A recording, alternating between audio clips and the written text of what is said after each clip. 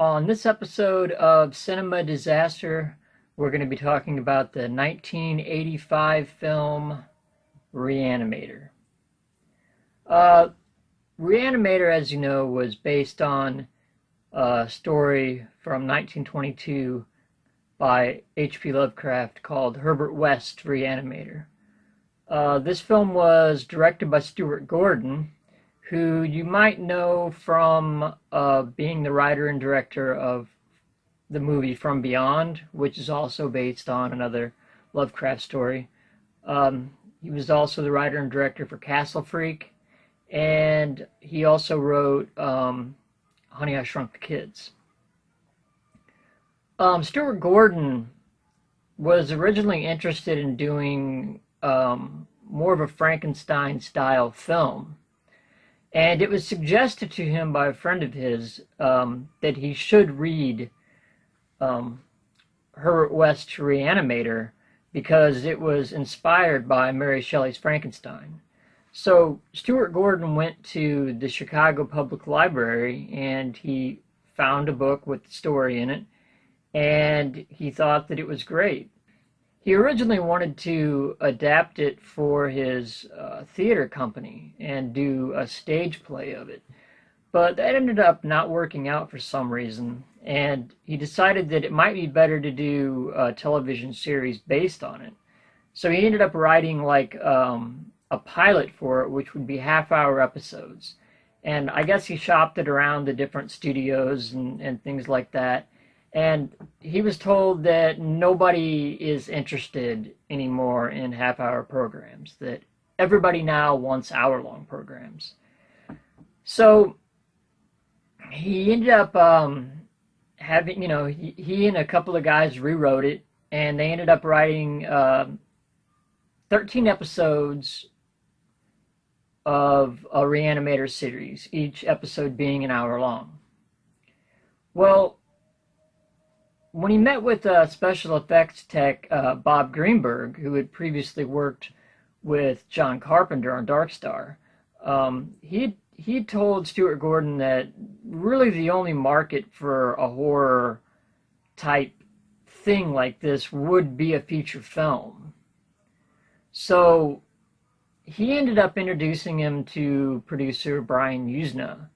And Brian Yuzna, you might know from directing, he directed the body horror film Society.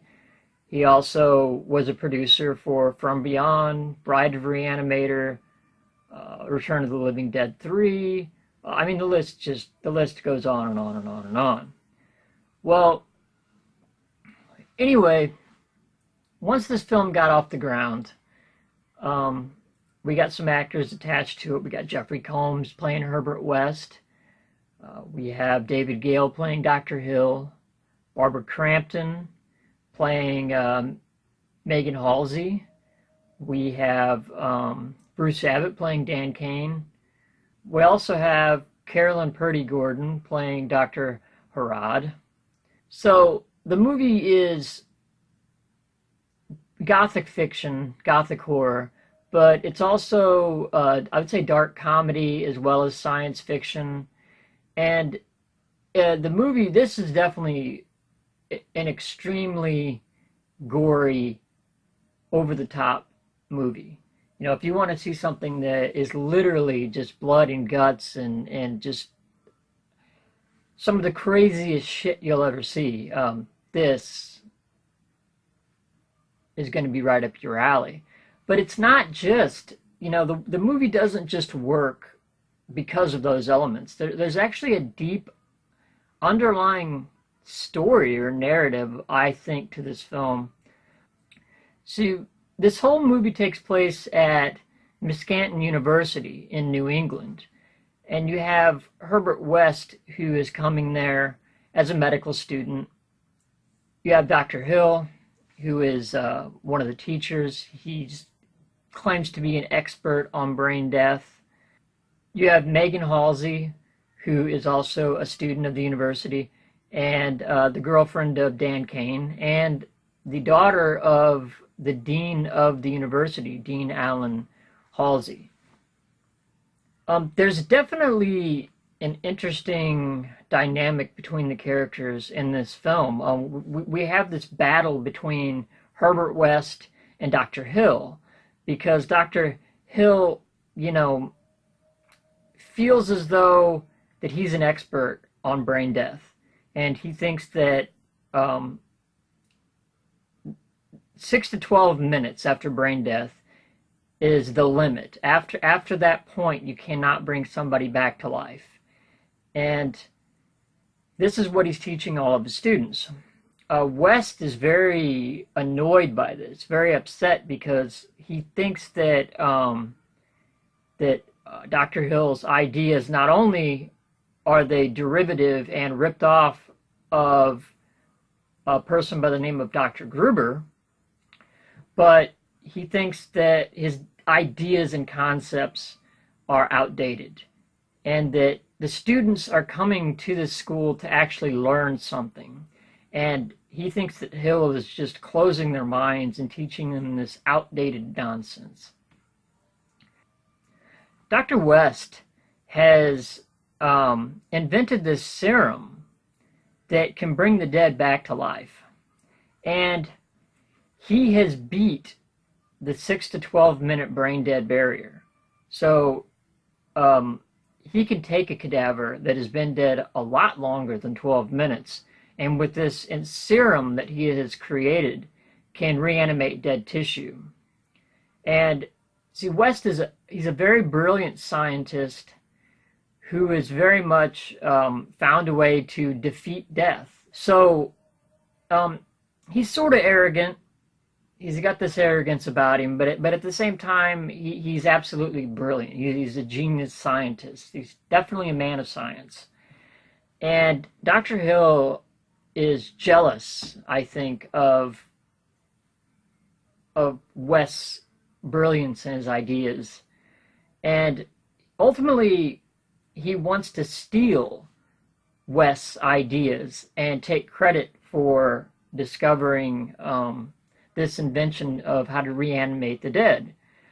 There's only one problem with it, though, is that it's not perfected yet. So when he brings the dead back to life, they're unable to speak, they're very violent, and they only retain their they have their animalistic instincts, which leads to a lot of blood splatter and gore and lots of fun scenes based on that. So the idea initially in your head, you think through this, especially during the first part of the movie, is Herbert West, is he good or is he evil? And I definitely think that he's sort of portrayed as the villain, at least in the first half of the film. And definitely towards the second half of the film, you realize that Dr. Hill and the Dean are definitely evil. They're more evil than Dr. West. But I don't view Herbert West as being evil at all. I mean, arrogant, yes, but this is a guy who is dedicated to science, and he has found a way to beat death and reanimate the dead. And although his work is not perfect, he has done something that is one of the biggest things in scientific discovery. Death is something that we all face in our life. It's something that a lot of us fear. Especially me, being a hypochondriac, and I have a panic and anxiety disorder. I thought that I was dying many nights. So I relate to this, and because I'm a person who thinks about death quite a lot.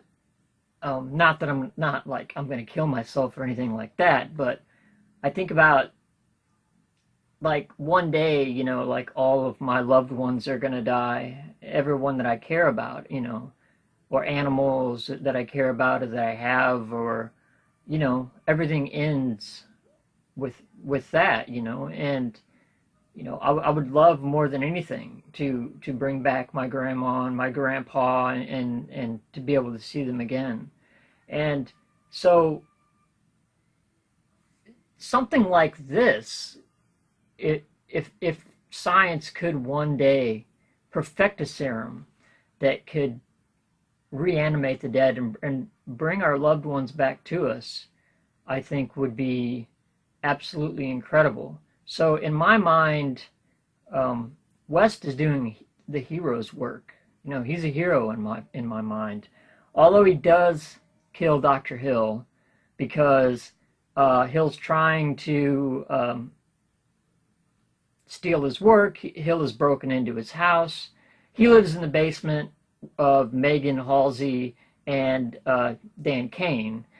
He is renting out a room from them, and he ends up like hitting Dr. Hill in the back of the head with a shovel, and then he like chops his head off, which makes for some great scenes with a reanimated head on a desk in like a bloody I don't know, it looks like a baking pan. I'm not sure what it is, but definitely some great scenes with that. You know, you get to witness a head giving head in this film.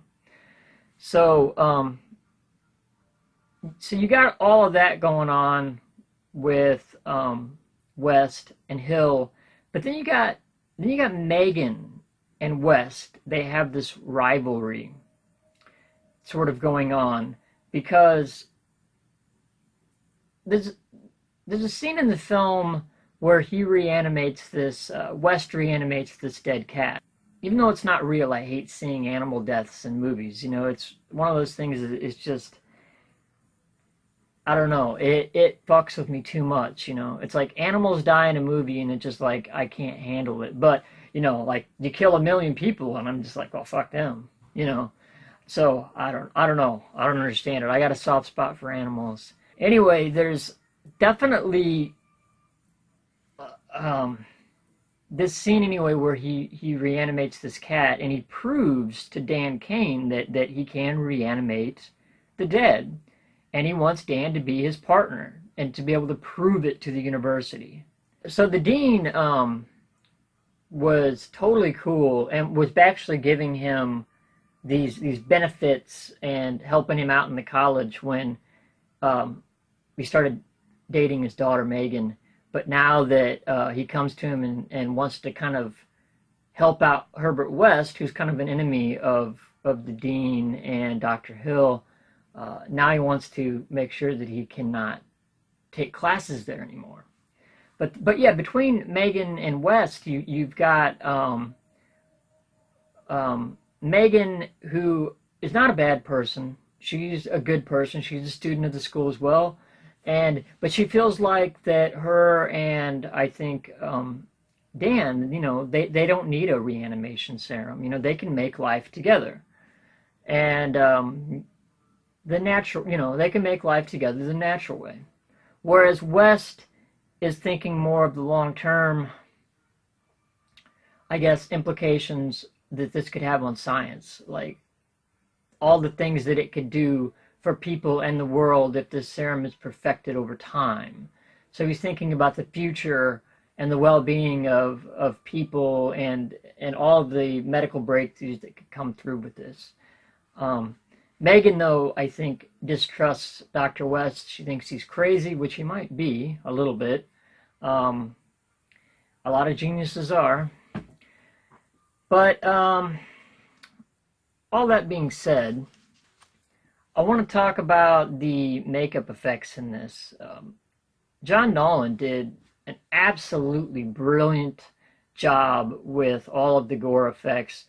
He was influenced by, he had this book of forensic pathology that he used for reference. He went to the Cook County morgue, actually looked at real dead bodies.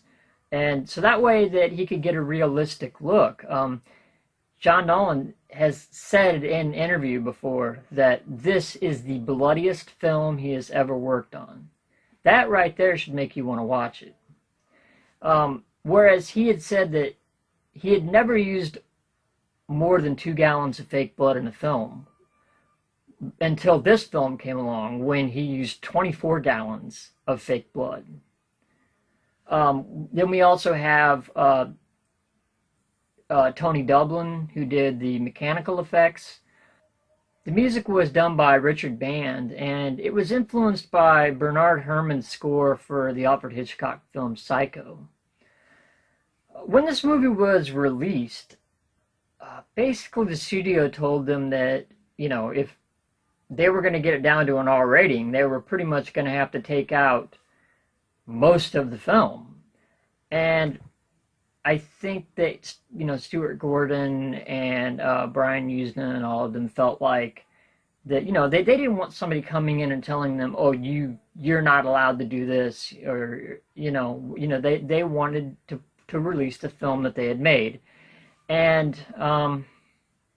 they went ahead and released it unrated, which definitely, when you do that, it limits your advertising, because there's certain papers or certain places you can't advertise unrated films in. And it definitely, it would have been a rated X film for the matter of gore and blood and violence that's in this film. But they ended up taking it to the Paris Festival of Fantasy, Sci-Fi, and Horror. It won first place there. It got a special prize from the Cannes Film Festival. And there was actually also a series of comic books that came out based on this series. This movie found its audience during the whole, video boom of the 80s. We had VHS stores everywhere. And, not all places could carry, X-rated films or not rated movies that weren't rated or whatnot. And, there ended up being a release of it that was R-rated, but you still could find the non-rated or the X version. And so there was certain, if you had the mom and pop video stores, they could carry whatever they wanted. And so this is basically, people would rent this film, and it gained a cult following, and it still to this day gains a cult following. This movie lives on. There's two sequels. There's Bride with the Re-animator, Beyond Re-animator. There was a musical adaptation of it in 2011, and I know that Stuart Gordon had talked about wanting to do another sequel. Now, whether or not that ever comes to fruition, who knows? Because, nowadays everybody just wants to do, like, studio-wise, they want to do reboots or remakes. And I know particularly Gordon wants to do a sequel. So, who knows? We'll see how it turns out. We got a Gremlins sequel coming out. We have a Bill and Ted sequel, a Ghostbusters sequel. So, all that's happening now, and so that definitely makes me hold out hope that there could be another Re-animator film.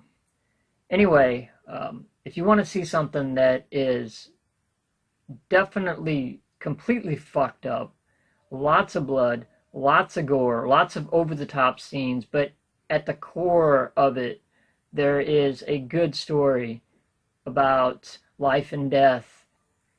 So, definitely check out Re-animator.